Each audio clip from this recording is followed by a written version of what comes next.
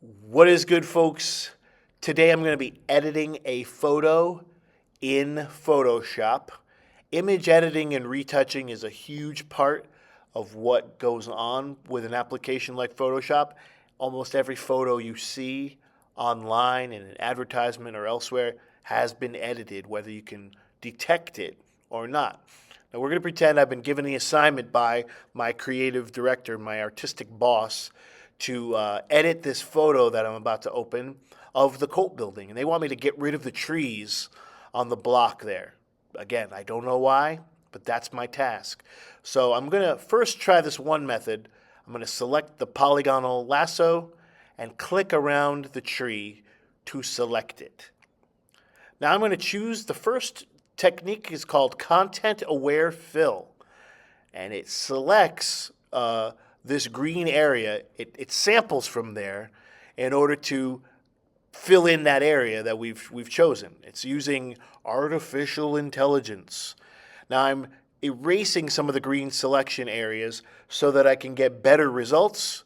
And we're going to take a look at what happens there after that. And we're looking at the result there on the screen. I'm going to hit apply in the application window. And what do we have here? Unsatisfactory results. I'm going to undo Content Aware Fill and go and choose the Clone Stamp tool. So in the next section of the video here, I'm going to be selecting using the Option Click method, and then I'm going to be painting with the photograph to go over and basically rebuild the building, and it kind of will erase the tree, so to speak. It's not really erasing, it's actually painting over the tree with the parts of the building that I have selected. That's how the Clone Stamp tool works. Sometimes it's the best method. As you could see, the automatic method we already tried didn't really work that well. You can see my technique here is to sort of sample from the windows that are next to each other. That's a great thing when you have a big building like this with lots of windows, is there's lots of places to sample from. Now you can see I just duplicated the interior of that window there, and that's a thing you have to kind of get used to.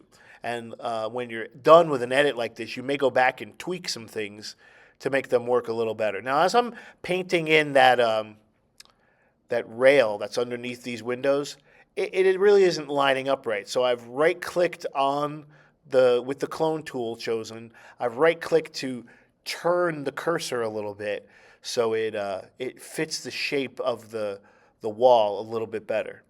And I'm continuing to fill in the photographic areas of the picture.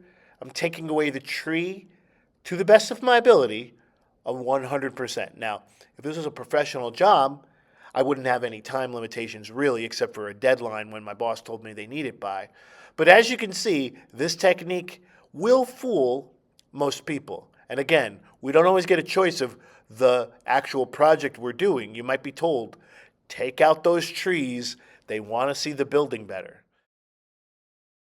In this section, I'm going for the bottom of the tree, and that wrought iron fence there is a really good thing to be able to take away from. Now I just added back that little gray bar there, and this is a pretty good end result as far as I'm concerned, and I would only be just beginning at this point. So you've been provided some photos to work with, including this one, and there'll be some guidelines as to what to do, but I just wanted you to have a good look at how to do this process, the option of the Content Aware Fill when possible, but also the diving in there deep and using the Clone Stamp tool, which is a super amazing tool, a little bit of a classic Photoshop tool these days with all the other AI options, but still a good choice when you need it. So I look forward to seeing your results, but that's it for the moment. As always, thanks for watching.